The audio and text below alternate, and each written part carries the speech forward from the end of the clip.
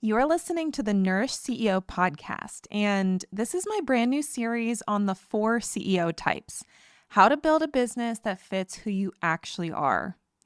This is one of 4 episodes that deep dive into each CEO type to help you understand your wiring, leverage your strengths, avoid your blind spots, and build a business that works with your true nature instead of against it.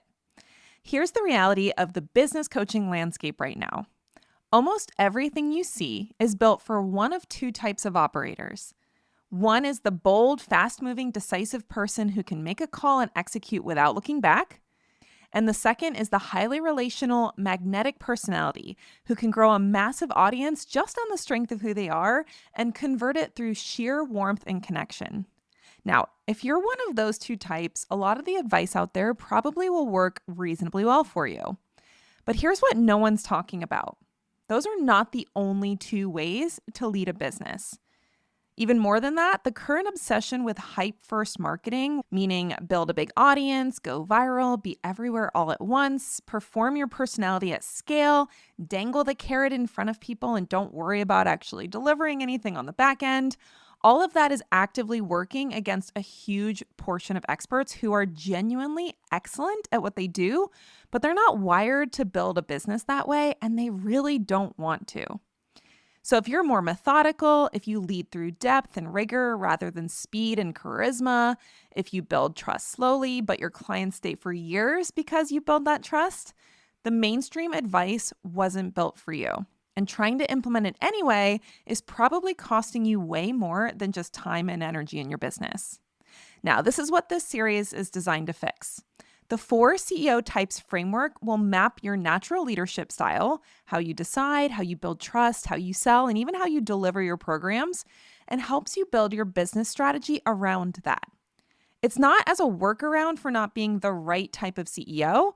It's building your business with your genuine competitive advantages at the forefront.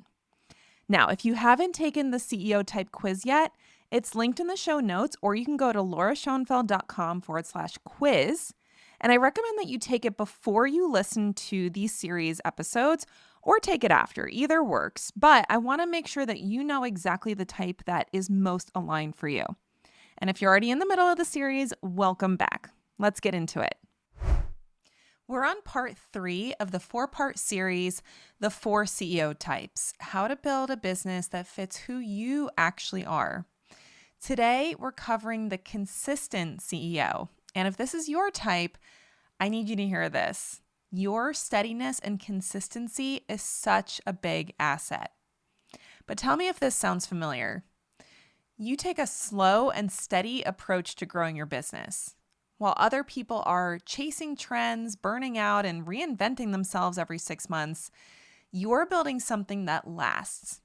Your clients trust you, your reputation is solid, people know exactly what they're going to get when they work with you.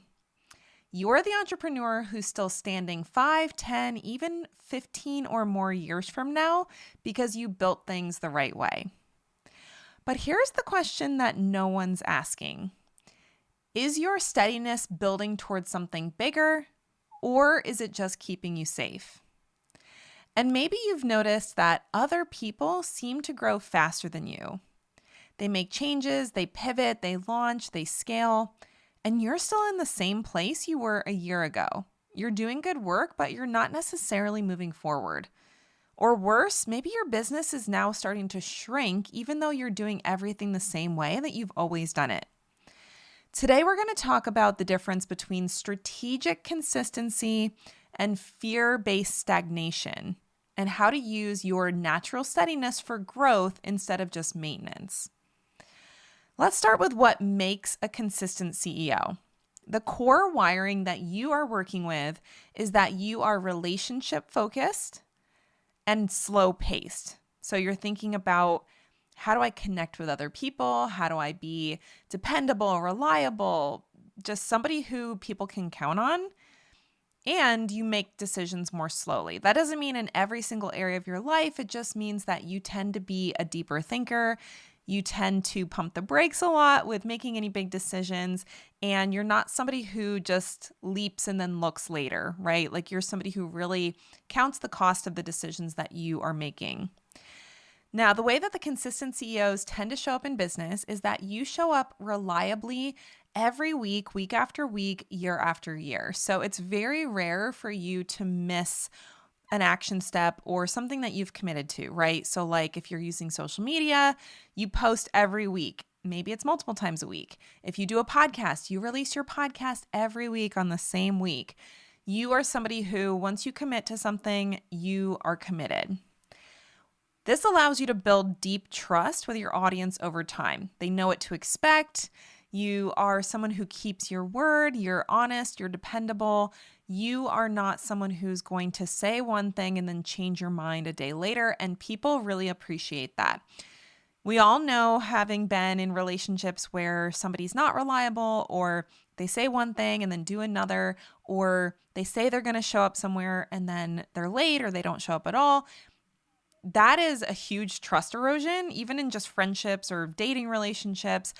So it works the same way in your business. So anything that you can think of that would benefit a relationship in your real life, same thing shows up in business, right? So your dependability, your consistency, your integrity is something that people really value, and it makes you a much more trustworthy person to work with than somebody who's all over the place. You also create spaces where your clients feel genuinely safe. This is so valuable, especially if you work in an area where the problem that your ideal client is dealing with is sensitive. Maybe it's eating disorders, maybe it's debt, maybe it is wanting to be in a relationship and being single for a long time. Just areas where people can have a lot of shame, they can be embarrassed, they can feel like, there's judgment from other people. Not from you, right? Like, it's very clear to your ideal clients that you create this safe space for them to process, for them to work through their challenges, for them to share what's going on, and you don't rush them, you don't make them wrong for feeling that way, and you really, really care about them. And so that is a genuinely safe container for people to be in, where they don't feel like they're just a number to you, or that, if they share something vulnerable, they're going to get blasted about it. And that is very valuable for people. You also think about your business in the long term. You're not just chasing quick wins. You're not just chasing vanity metrics.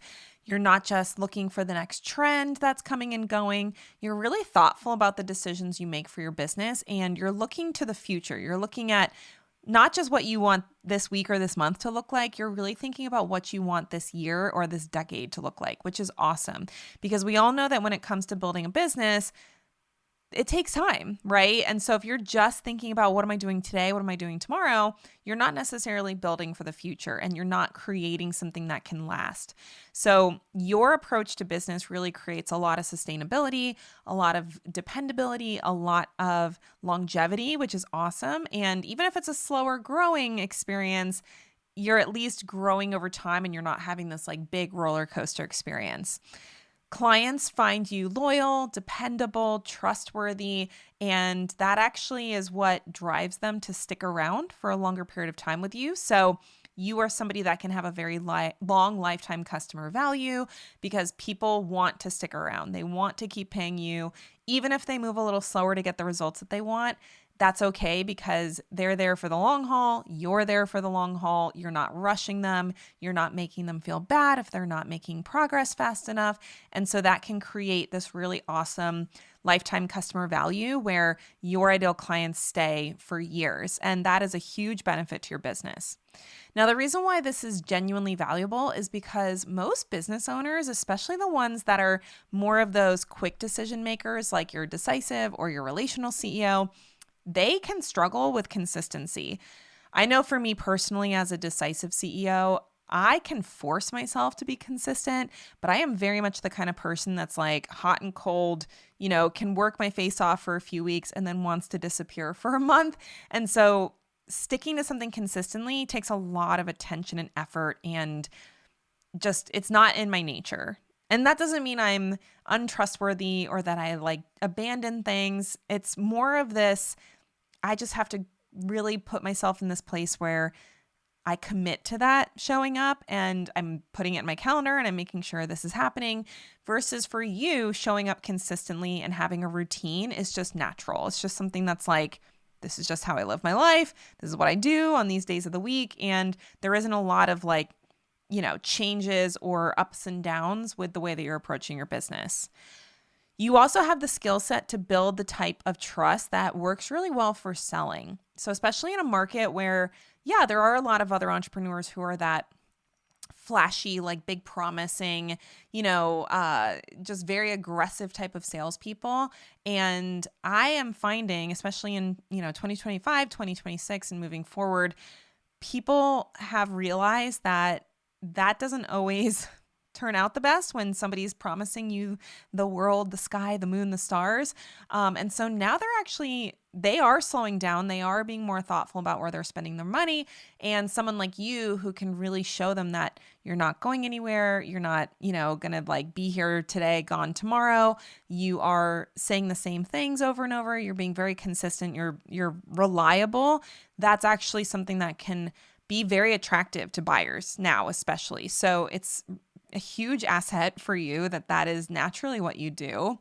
And like I said, your clients tend to become lifetime clients. Now, obviously, they may graduate, they may move on, but if you're the kind of person that does a service where it would make sense for somebody to be working with you for a long time, like let's say you're a personal trainer, for example, somebody will stick around for years. Like I know my personal trainer that I work with, it's been a little bit since I've been working with him, mostly because of my schedule being crazy with 2 kids.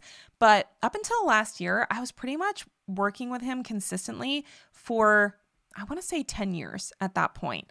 So because he was consistent with his availability, with what I could expect from him, he was very stable and steady, and he wasn't trying to go crazy with his business. He was growing it, but he wasn't doing anything super flashy or, opening 15 different locations and then being hard to chase down.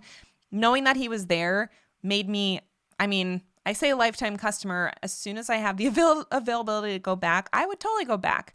I would definitely like to, right? So if you have a business where it makes sense that somebody can work with you for a while, you have the ability to keep somebody in your world for a long time, and that can grow a ton of income in your business as time goes on, as you continue to add more and more clients. You also are at lower risk for burnout with things like social media, content creation, because you're not just online chasing trends, trying to figure out what's the next hot thing that I need to do. You really have your routine, you have your way of showing up, and maybe you're paying a little bit of attention to trends, but you're not getting so tossed back and forth by them. You might be like, oh, that's interesting. Maybe try one here and there, but you really have your bread and butter content that you're going to put out. And that makes it easier for you to show up, especially on a platform like social media, which can kind of feel very volatile. You don't go on social media to just try to keep up with the Joneses. You're really there to share your opinion, your perspective, and to do it consistently. So I really respect that about the consistent CEOs. Like I said, as a decisive CEO and a fast mover, yes, there's benefits to moving fast, but sometimes the challenge for me is that I don't always slow down. I don't always contemplate decisions as slowly as maybe I could. I do tend to be I have the tendency to maybe get a little shiny object syndrome. I've gotten better at that from practice over the years, but that's not my natural tendency to just stick with something for a long time. I'm very much a project starter, and then I have to really, I don't want to say force myself, but it takes a lot of discipline for me to finish a project. Even as a kid growing up, I would start an art project and then not finish it, and then it just sits around, half-finished art project for the rest of existence. You don't do that as the consistent CEO. You finish what you start. Maybe you don't start as many things, but you finish what you start, and that's really valuable and really admirable. So how does the consistent CEO make money naturally? Now, I know sometimes when you're not the biggest, personality or the flashiest entrepreneur, you can start to feel like you're at a disadvantage because other people just seem like they're making more than you, they're making bigger moves than you. But I think you actually underestimate the power that you have with the personality type that you have as a consistent CEO. We're in a low trust era. I know there's a lot of people talking about the trust recession and how people are taking longer to make purchases, they're taking longer to trust people. That's true. And as somebody who is consistent, you're able to build trust that compounds over time. So it's kind of like if you think about investing in the stock market. The stock market does this. It's all over the place, right? Like if you check your retirement portfolio on any given month, you could be like, "Oh my gosh, I just lost $20,000 this week." And then the next week it could be you gained 50. It's all over the place, right? But you as the consistent CEO, you know you're playing the long game.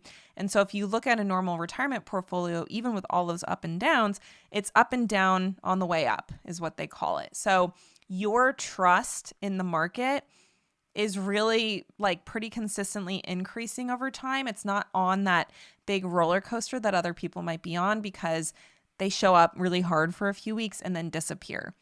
So that's really awesome. And that is helpful, especially in a market that is less trusting than they were a few years ago. They want to see that somebody's legit and that they're showing up and they're consistent and they're not like posting a few blog posts and then disappearing for a year. So relying on the compounding trust for you is going to be super helpful for you making more money. You're able to create more client loyalty that generates that consistent recurring revenue, so that lifetime customer value. Yes, it might take you longer to get a new client than someone who moves a little faster, but once you have that client in your world, they stick around for a lot longer usually. So again, you're stacking those revenue opportunities over time, more and more clients, and then the ones that start with you, they stay with you, so you're really building your client base over time.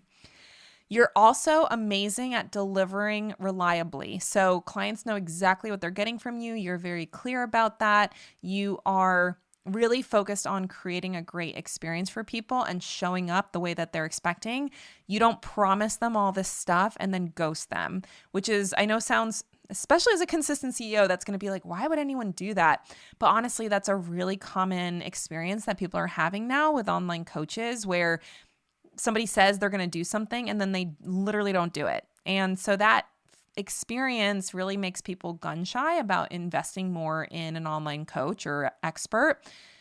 But when they know that you're somebody who delivers reliably on the things that you've promised, that is something that gets you better testimonials. Even if the testimonial is more about you as a person, even than the results, I'm sure people are getting great results, but a lot of times the thing that really stands out to them is just the way you showed up in integrity for the service that you were providing. And that means a lot to people in a world where people are really comfortable breaking promises and they are looking at, how do I make money, not how do I create the best experience for my clients.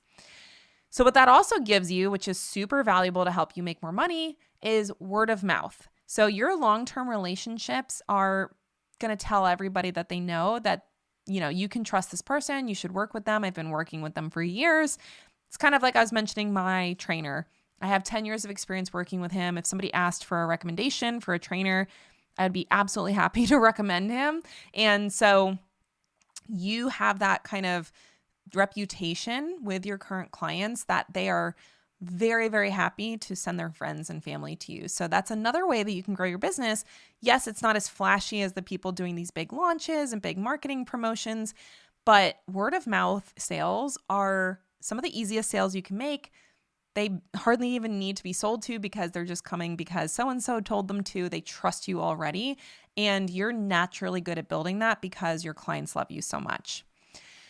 You're also great at avoiding the churn of constantly finding new clients. So I mentioned before, you're not having that ups and downs because when you add somebody new, they stay with you for a longer time. So you're really stacking that revenue as opposed to having that feast or famine experience where you have to find a new client every month because you're like, people aren't staying around, people aren't renewing. So churn is something that can be really harmful to a business, especially if you have like a membership model or something where people staying for a long time is benefiting your business.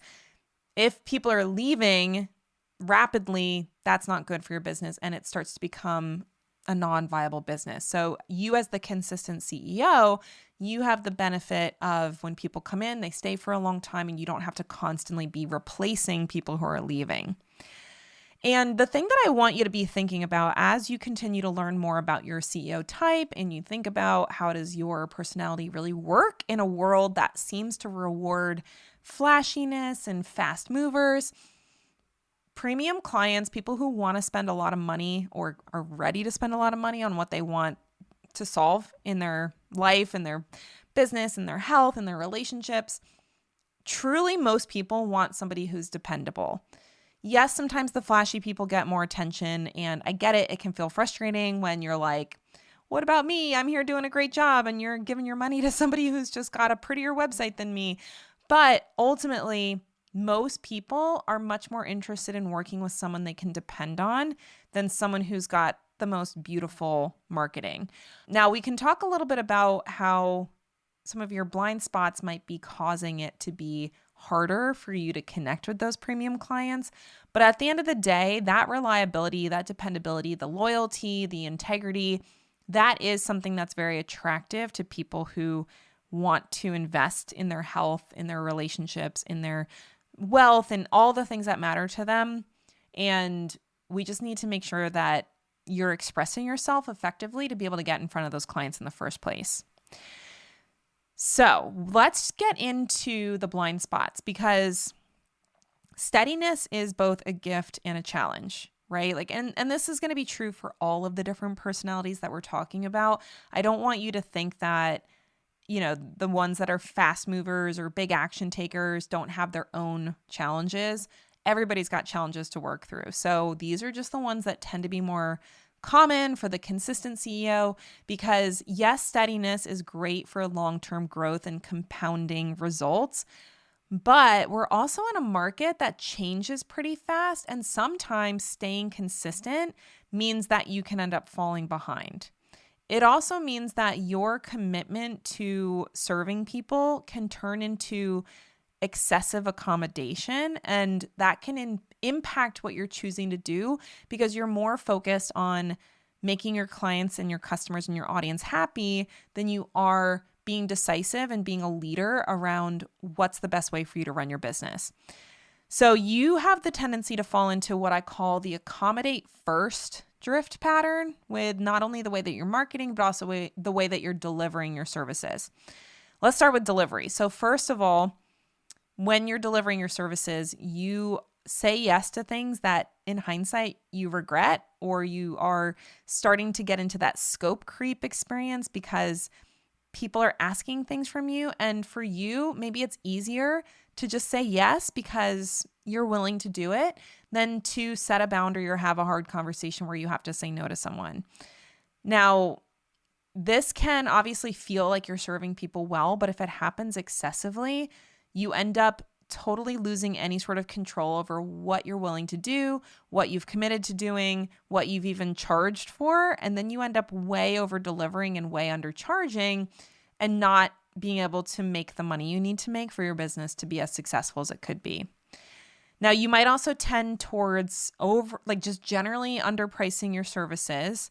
You want to be accessible and affordable, and you want people to be able to say yes to you. And I understand the desire for that, but in reality, there's never a price that is going to accommodate everyone. And so if you're trying to be available to as many people as possible, you're going to end up massively underpricing for what you could be pricing your services at. And the idea of raising your prices might feel risky. It might feel like too much of a change. And that can keep you stuck at underpricing or undercharging for a long time. And that is very dangerous for your business. I know for a lot of the consistent CEOs I've worked with, it really takes a lot of motivation for them to increase their prices. Now, once they finally do, they're very happy that they did, but that can be a big challenge for them. This also shows up in your messaging and your marketing. So a lot of times, because you're the kind of person who likes to keep the peace or to maintain relationships or to really try to be that person that is considering everybody as much as possible, that can bleed into your messaging, because your messaging ends up staying safe. It stays vague. It stays vanilla, because you're worried that taking too strong of a stance might alienate somebody or might upset somebody or might make somebody feel like you're not for them. And so because you try to stay broad, you try to stay more accessible, your messaging starts to fall flat and it doesn't get the attention it could. And a lot of times it just gets ignored. And so you're putting out content that in your mind, you're like, this is really good content. But the way that you're presenting it is not catching people's attention because it's too safe. And then it just goes unnoticed. So that can be super frustrating. Another challenge can be because you're so consistent and so committed, you can make decisions in your business that, years in are starting to become clearly not a fit, clearly not aligned, clearly not the best direction for you to go in. But because you're the kind of person that doesn't quit stuff, you stick with what's comfortable or what's known long past when it actually serves you in your business. So you may have that inkling that something in your business is not working, whether it's the way you're serving your clients, your prices, your messaging, your calendar, so many different things that could maybe be like, oh, I don't know if this is really the best fit for me anymore. That hesitation to make any big changes can actually keep you stuck in something that's not working for you because the unknown feels more risky than just sticking with the mediocre known. You might also have the tendency to avoid hard conversation. So again, this can be with clients, this can be even with yourself. Like sometimes you have to kind of have your own tough love for yourself to make changes. And because you're so committed to relationships, sometimes you can end up putting the relationship above the growth opportunity or the boundary that you need to set for yourself. And then that can cause you to hang on to clients that you shouldn't be working with, saying yes to people about things you should have said no to. If you want to raise your rates, you're like overthinking it for months because you don't know how you're supposed to tell people, even though you could literally just do it and most people wouldn't care.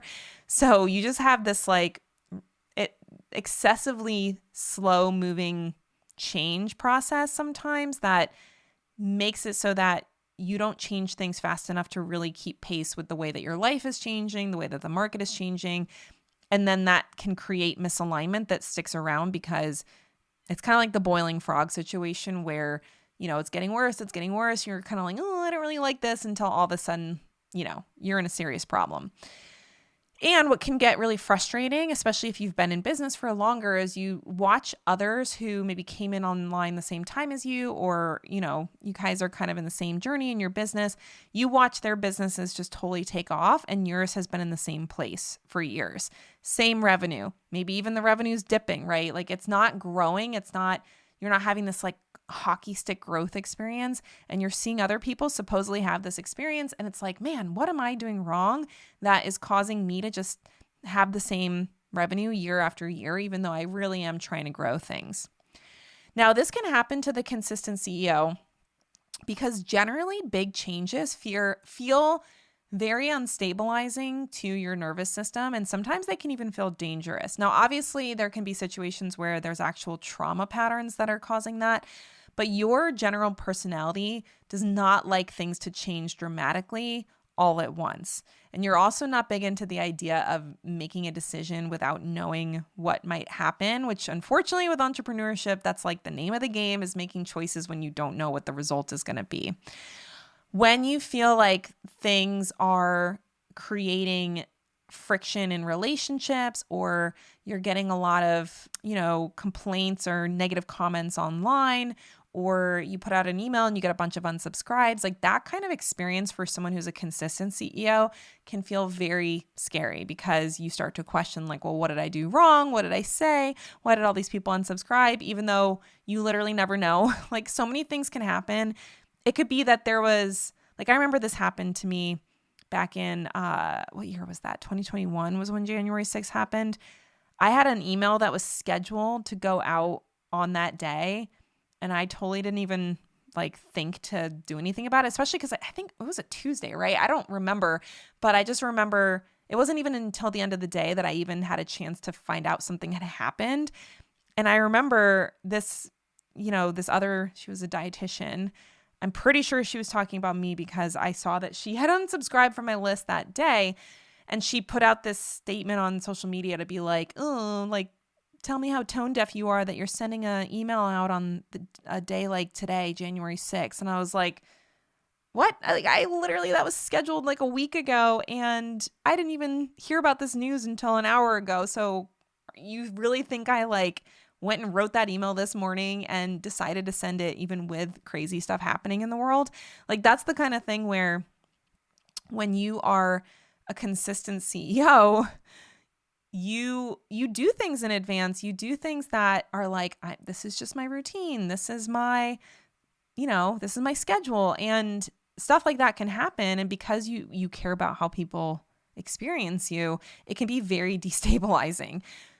That doesn't mean it has to be. And, that's one of the things I help my clients with is really the ability to be in their own integrity, to not necessarily get riled up about what other people are doing or saying.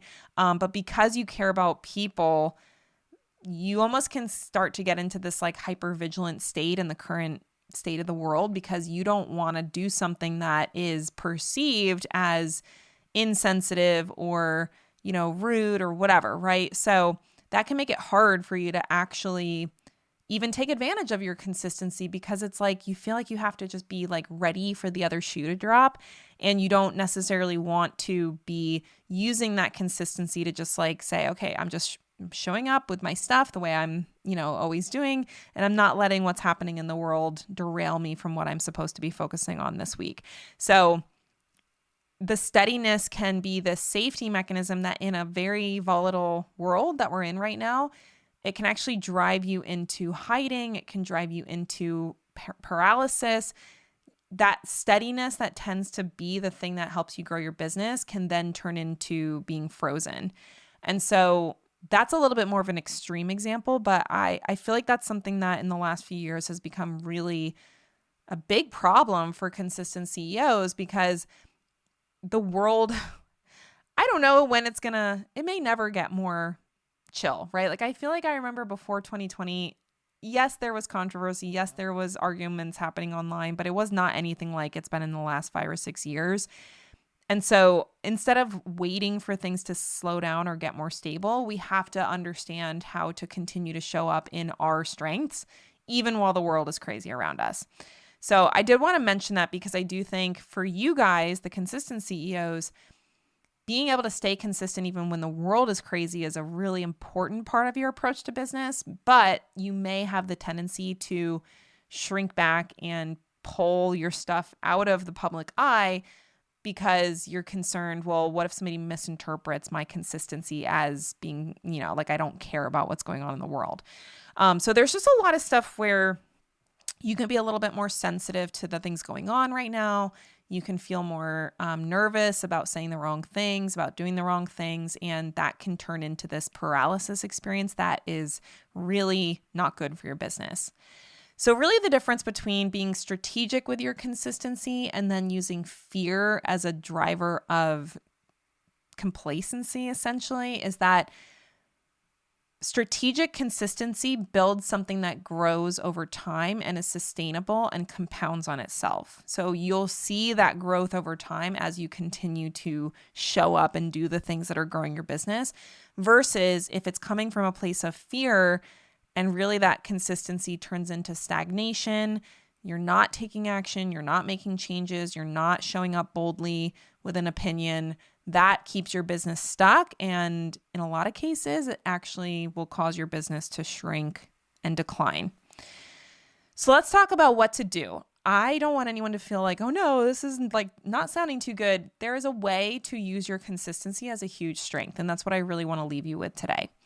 So the key insight here is that you do not have to have a new personality. You do not have to burn your whole business down. If things are shrinking, if things are stagnant, you do not have to just destroy everything, because that's sometimes how change feels to a consistent CEO. Is like any big change can feel like you're just destroying the thing that you created, even if technically it's moving in a positive direction for your business.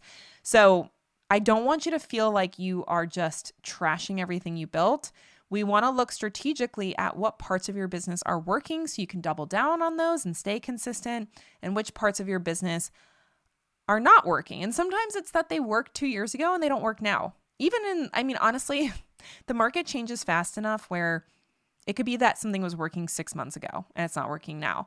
So we need to be able to move with the things that are moving and stay consistent with the things that are not moving. And you don't have to be changing your business every 6 months, right? So you just are looking at, how do I stay consistent with the stuff that matters? And how do I stay flexible with the things that need a little bit more adaptation speed? And it's not every single thing in your business. So instead of being consistent about being comfortable in your business, you become consistent about growing. So you're consistently doing the things that lead to growth and increased performance in your business, increased sales, increased clients, increased impact, whatever success looks like to you, this is growing over time because you are keeping up with the things that need to change when they're ready to change. So let's talk about what this looks like in your business. First of all, in your offers, making sure that you are setting boundaries and defining the scope of what you are offering without letting yourself get outside of that scope a ton just because you want to make people happy. You can be very consistent with your offers. Sometimes what can happen is that means you're not being as creative or as flexible to make your offer better for more people. But sometimes that also means that you are overly concerned about people's experience or their happiness, and that can mean that you go outside of what you promised in a way that does not feel good to you. So it's holding the boundaries around the things that matter, and then also having some flexibility around improving things or adapting things or enhancing things that can benefit more people. With your messaging, being willing to take clear and strong positions. It doesn't mean you have to be posting rage bait. It doesn't mean you have to be making people intentionally angry or getting into arguments. But if you're trying to soften your language so that it doesn't make anyone feel left out, or, you're seeing some nuance, you don't want to necessarily have a decision. You just want to kind of talk about the nuance that you're seeing. That does not always work as well for getting paid clients. So really looking, how can you be more clear in what you think about things, how you can express your opinions, because honestly, people want to know what you think. People in 2026 and beyond will trust you more when you are clear about your thoughts about the things that matter to you. Now, that doesn't mean you have to be commenting on every single thing that's happening in the world, but if something's important to you, if something matters to you as well as your ideal clients, then really taking a stand for that, because the people who are really best qualified to work with you are going to appreciate that and feel more gravitated towards that than if you're just trying to be like vague so that you don't offend anybody. With your sales process, you may have the challenge of being a little too loosey-goosey with inviting people to take an action step. I know that a lot of the consistent CEOs I work with give their leads a very wide berth on making a decision in the sales process. And unfortunately, that can lead to people ghosting. It can lead to people not feeling like there's any decision timeline. There's no need to make the decision right now. And we're all busy. We're all distracted. If you let people just go off and think about stuff and you don't give them an actual decision-making structure, unless they're super self-motivated, they will probably disappear. And so we don't want to just let our ideal clients just drift off into the same old same that they've been experiencing, especially if you tend to attract other people with your personality type. You already know they might struggle to make changes. And so one of the things that you want to set up in the sales process is being the leader to help them make a change, even when it feels scary. I know that that can be tough when you're a consistent CEO and change is scary or hard for you, but we can start to put just basic structure into your sales process that creates a little bit of decision pressure so that the person isn't just drifting off and then never, actually making a decision. And then with your pricing, making sure that the price reflects the value of what you do and the transformation that you facilitate, and holding to that price without apologizing. I know a lot of my consistent CEO clients feel like they have to have some sort of external validation for their price. So what are other people charging? What is my hourly rate worth? What am I like? Should I increase it by 5% every year, right? Like, they want to make a very logical pricing decision. And that can mean that you're stuck at the same price for a really long time when you actually didn't need to. So if you can be bold and be clear about what your container is designed to help people with, that can give you the confidence to say, no, you know what, this is worth a lot more and I am going to raise the price. And a lot of times after you raise the price, you realize, oh, I should have done this a long time ago, right? It's very rare that I have a consistent CEO raise their price and regret it, because they already probably were at least a few months, if not years, past the point where they should have raised it in the first place. So what this allows you to experience is that you don't feel stuck in the same business all the time where you're just kind of circling the drain or seeing decline because, again, the market is not stable. So if you're not growing, a lot of times it means you're shrinking, right? Your clients that you're attracting respect your boundaries. They take action faster. They feel like they're being led by you than just held by you. And being led is really important when you sell a transformational offer. And this is what allows you to have that sustainable growth that's stacking and compounding over time while also not burning out by trying to operate outside of your giftings, your personality type, or doing things that feel out of an integrity or alignment with who you are. So as far as your game plan is concerned, there's a few things that I would recommend doing. First of all, building accountability into your offers as far as making it so that they're making decisions, they're taking action, they're not just sticking in the same, I'm just here to make very incremental changes and then they're not getting any results. Really making sure that your container is built in a way that actually leads somebody through a process and helps hold them accountable to the transformation that they wanted. Because like I said, a lot of times consistent CEOs will also naturally attract people who also have that personality. And if there's two people trying to work together and both of them are very change avoidant, it can mean that the person who you're working with is not getting the results that they're capable of because you're not leading the way as far as the action taking is concerned. In your messaging, it means taking a position, being bold, being a little controversial even if it feels risky, because ultimately you are competing in a content space that extreme opinions are what's getting attention. And listen, I am not saying you have to have an extreme opinion, but if people can't really tell what your opinion is at all, that is a problem. So we really want to make sure you are sharing your opinion and being clear and being principled about the things that matter to you, because the people who align with that will be much more attracted to work with you when you're expressing that clearly. In your sales process, you want to be leading people to make a decision, giving them clear and kind structure, not just saying, all right, let me know what you think, and then letting them disappear. And then they take another 6 months to change their life because you didn't hold them accountable to the decision. It doesn't mean that you have to be giving like hardcore FOMO deadlines or anything. It just means there's some guidelines around when the decision is expected and what the process is.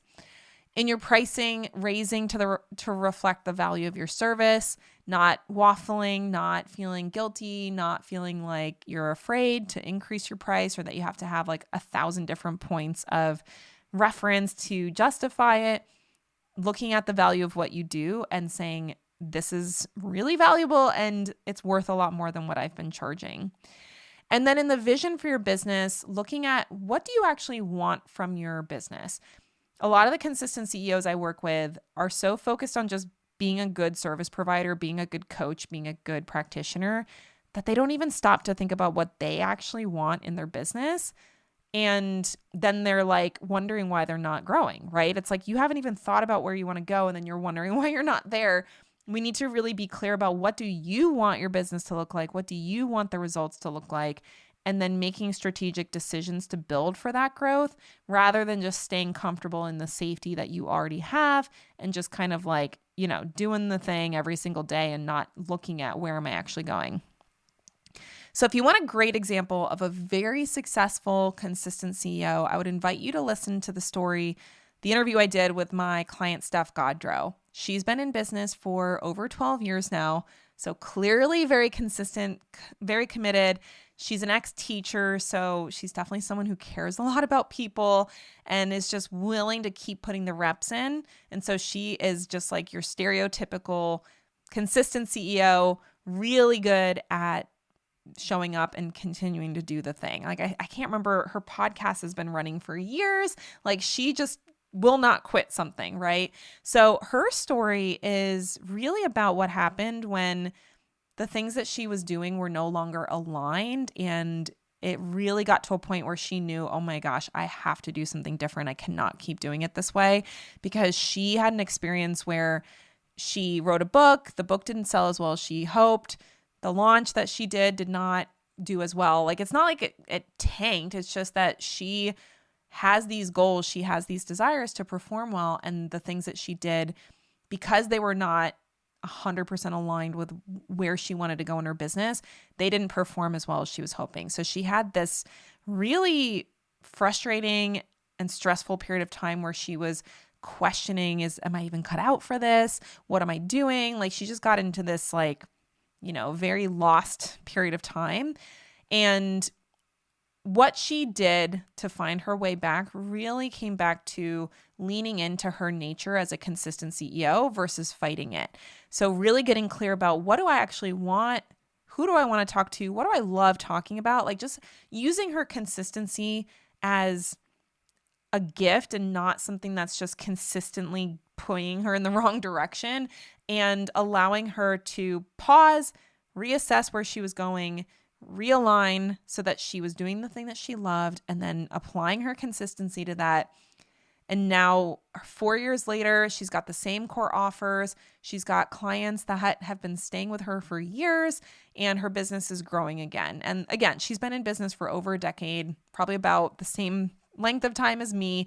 And she's using her consistency to grow successfully and not to just stay stagnant or to head her towards, an eventual end of her business, because that could have happened if she hadn't pumped the brakes and said, okay, I really need an alignment adjustment here. And she looked at, what do I actually want? And that was such an important question for her. So that is Steph Gaudreau. I'll link to her interview in the show notes, so that way you can check it out. You can listen to her story, because I think you'll be really inspired by somebody who isn't distracted by all the flashiness. She's, not selling something that she feels out of integrity to sell. She feels great about what she's offering, and she's still able to grow even in a market that rewards a lot of that volatility. So I hope that this was helpful for you. I really want this to be something that inspires you as the consistent CEO to not only value the things that make you you, but also to make sure that that consistency is heading you in the right direction. That's actually creating the life that you want. Because when you're pointed in the right direction, your steadiness and your consistency is an asset, not a limitation. So the work that you are really needing to do is making sure that you're channeling that steadiness towards growth instead of just safety. And when you can do that, then your growth will compound over time, and you will have a business that can last decades. So if this was resonant for you and you want to go deeper, go check out the Consistent CEO results page for your full game plan. That should be in your email if you took the test. If you didn't take the test yet, the quiz, go take the What CEO Type Are You quiz. I'll link to that in the show notes. And then you can find out, are you even a consistent CEO? Or maybe you're a different type. And look through that game plan to really understand where you might be holding yourself back, where your growth opportunities are, and where your strengths are that can really help you grow a very successful business in a way that's aligned with who you are, so you don't have to be someone different. And if you have friends, colleagues, anyone who you think could benefit from either this episode, or you think they should learn what kind of CEO they are so that they can align their business for their strengths, I invite you to share that quiz with a friend. My goal with this is to really help as many entrepreneurs as possible to understand themselves better and to understand how their business can be uniquely designed for them so that it grows and doesn't require them to be, again, turning into somebody else that they're not. So share with a friend. I hope that this was helpful for you. I really look forward to continuing to reinforce the value of consistency and the value of trustworthiness and integrity in the market that we're in. And you are everybody's archetype for that. So thank you for leading the way and being the person who we can look at and say, there's somebody who shows up. They are somebody who is trustworthy. They're somebody who grows over time. What can I do to be more like them? So thank you for being you. I hope that this was valuable, and I'll look forward to seeing you here next time on the Nourished CEO podcast. Take care, everybody. Thanks for listening to this episode of the Nourished CEO podcast. And if this episode got you thinking about how you're actually wired to run your business, your next step is to take the CEO Type quiz. Because here's the thing, Most of the business advice out there was built for someone specific. And if that someone isn't you, it doesn't matter how hard you work or how many strategies you implement. It's just never going to feel right, and it's never going to work as well as it should. Knowing your CEO type changes all of that. After you take the quiz, your results page will walk you through your natural strengths, your biggest blind spots, and a concrete game plan for your offers, messaging, sales, and even your calendar, all built around how you actually think and lead. Not generic advice, your specific direction. It takes about 5 minutes and it's completely free. The link is in the show notes, or you can go to lauraschoenfeld.com/quiz. And if you already know your type and this episode resonated with you, share the quiz with someone else who needs it. The right framework at the right time can completely change how someone sees their business. And honestly, that's exactly why I made this. All right, I'll see you next time on the Nourish CEO podcast.